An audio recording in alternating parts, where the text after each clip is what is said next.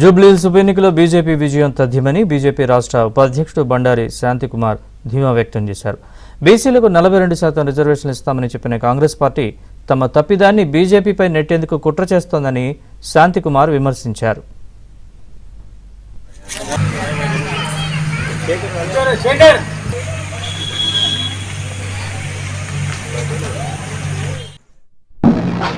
Are Krishnaiah BC leader, BJP Rajya Sabha member ముందు నుంచే చెప్తున్నారు.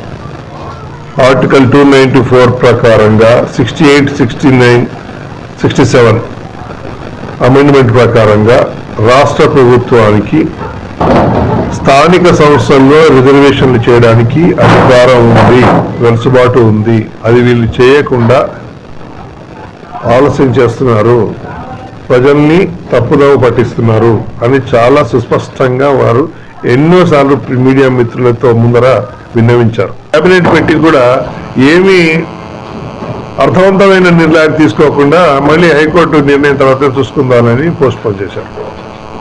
వీటన్నింటి చూస్తుంటే ఎన్నికలు జరగవలసిన గడువు తేదీ పోతుంది, రావాల్సిన నిధులు కూడా ఆగిపోతున్నాయి. ఇది రాష్ట్రానికి ఎంతో నష్టం.